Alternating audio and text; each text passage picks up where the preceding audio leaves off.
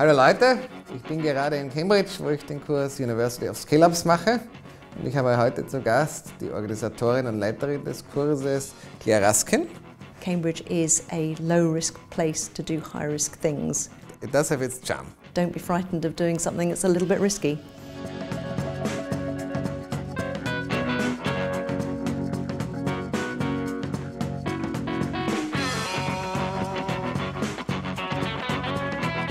Hi Claire, can you perhaps tell my audience what University of Scale-Ups does, what you teach, and why you brought people like myself here?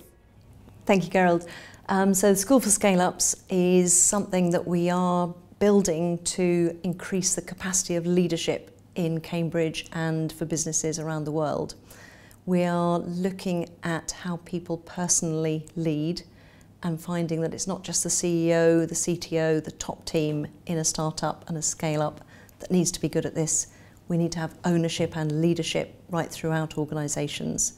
So some middle-sized and larger organisations have been using the programme to try and get that leadership capacity throughout the organisation, looking at personal styles, how you communicate with people, how you interact and manage people, how you manage programs, how you influence your customers and your board members, how you sell, and how you do many of the things that are natural to some people but not to everyone.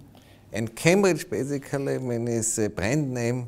It's famous all over the world. If you say you went to Cambridge, everybody's going to recognize what it is. What makes Cambridge so unique that attracts such smart people from all over the world? Cambridge University is very well known, so that's obviously the big brand, but what's less well known is that we do a huge amount of business here. So very commercially minded people can take some of the best deep technology, engineering, science, and turn it into products that people want around the world. So it's mostly business to business rather than business to consumer. And so a lot of people don't know of the chips, the Bluetooth, the ARM products that we develop here in Cambridge and sell all around the world. And if you want to set up a company or a startup, or if you want to work for a startup here, is it fairly easy? What do you need to do to achieve this goal? So very easy, come here, meet some people, we can introduce you to the right partners and people that will help, and start up the business, pick your team, get some funding, and these things are all available in Cambridge. It's a great place to live and work and build up businesses. And funding is also available via business angel networks and so on? There is some funding. It's not as freely available as in Silicon Valley, for example. However, that does mean that we discriminate better, in my belief. We actually look for the really good ideas and the really good teams rather than throwing money at a number of organisations and seeing more of them fail. And what do you need to do to study at Cambridge University, as an undergraduate but also as a graduate student? Because a lot of my audience will probably have an interest what do you need to do. Obviously, there's always a slight competition. Since I went to Harvard, I say Cambridge MA versus Cambridge UK. And then if somebody studied at Oxford, you say the other place. Yep. But what do you need to do to attend such a university? It helps to be really rather clever, and that's a very good start. And also to have some personality that means that you will fit in with the Cambridge culture, which is quite different to many other places. You will have to go through the application process. There's no shortcut to get in to Cambridge. It's highly competitive. But if you think you would enjoy it, then you're probably the right sort of person to apply and get in. And can you say the Cambridge mindset, the Cambridge lifestyle, which you mentioned, as you said, you need to fit into this. What does this mean exactly? Cambridge is quite a relaxed and casual place. So it's not a hard partying till 5 in the morning sort of place. There are not nightclubs on every corner. It is quite a studious place where people enjoy talking about their studies and their work. They enjoy being commercial about things rather than just research for research's sake. And so it's that blend of business, technology, interest. All the arts are well represented here. But it's a small city. There are only 150,000 people in the city. And so it's really quite a small, quiet place compared with London.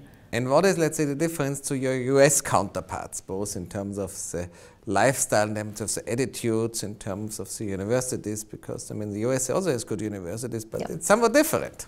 They're very different, and having spent quite a lot of time in Silicon Valley as well, I much prefer the Cambridge culture and the Cambridge environment, the temperature and everything else. So I'm biased. I prefer Cambridge. Some people will prefer Cambridge UK. Some people will prefer Silicon Valley. They're just different. You forgot Cambridge MA. MA, I've spent a lot of time in Cambridge and Boston as well. And I enjoy the summers there. I don't enjoy the winters there. Oh, yes. I hated it. Yeah, minus 20 degrees. Too cold, snow too deep, and that for me makes the difference. Cambridge being small, I love, because when I go into town on a Saturday morning to go shopping, I always see half a dozen people I know. To me, that's good because I like those people. If you wanted to avoid those people, you're better off in a big American city. And basically it's also, from what I saw, it's more collaborative. People help each other than fighting each other like in the US. Yes, the culture is that we will build on the shoulders of giants, and we will collaborate to make cross-sector inventions. So Cambridge UK invents quite a lot of new things that are between sectors. So you add bio to informatics and you get bioinformatics. We look at big data and Bluetooth radio technology and you get Internet of Things. Very collaborative, and that's how we've built so many new things here. And if you would summarize Cambridge in a few words, how would you do this? It's a beautiful place to live and work, and it's a very successful place to build a business.